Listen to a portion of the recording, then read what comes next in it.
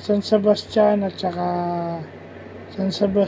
saka San Beda. So, ito yung game na kung saan go through the motions na lang. Kumbaga practice game na lang ito para sa San Beda dahil pasok na sila sa Final Four. So, yun yung sinasabi na kung pwedeng i-ano mo muna kasi nga para hindi na rin ma-injured yung mga players natin sa San Beda, no? Yung mga, at saka naghahanap pa sila ng pwedeng gamitin sa Final Four na pwedeng makatulong para mapahaba yung rotation nila to keep yung mga ginagamit nila o yung mga reliables nila, yung mga inaasahan nila, yung mga main guys nila na hindi naman masyadong masunog o mapagod pagdating ng crucial stages ng Final Four. So yun, di ba? Yun yung importante doon. And itong San Sebastian kasi last game of the season, lalabas na raw itong si Escobedo tsaka yung isa pang player nila, no? Playing inspired basketball, yun na lang yun.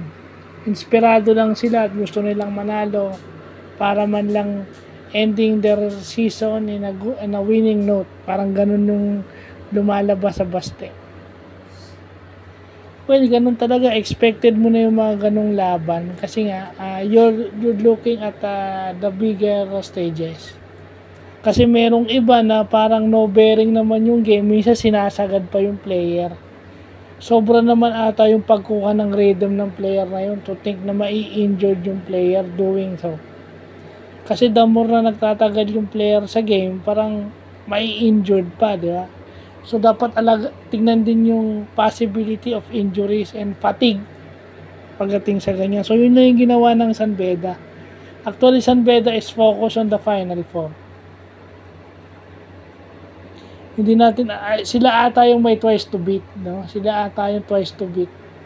So, dun sila nakafocus kasi mahirap pagka ikaw ay natalo ng una, mahirap na pag binigyan mo ng chance yung kalaban mo kasi baka masilat ka the next game.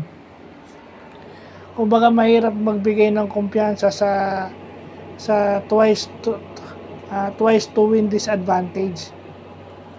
Kasi magkakakumpiyansa yan Pag nagkakumpiyansa yan, mahirap talunin. No? At saka on a psychological side, kaya pala namin kayo, kaya ganun.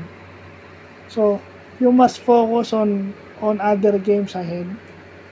Hindi yung sasagarin mo yung buong pag playoffs. Kasi nakita nyo naman yung nangyari sa Ginebra. Pagod yung mga player. So, kung kailan pagdating sa finals, medyo bumaba yung efficiency kasi nga napapagod because of their work rate and usage rate. Diba? Aanin mo naman yung isang talo kung mape-preserve mo naman yung, at saka meron pang player ng San Beda hindi pinaglaro kasi para pagpahinga na Charlie Horse daw sa ensayo. So yung mga ganyan. So yun lang yung go through the motions lang. Ano mo isang talo kung secured na yung Final Four spot mo.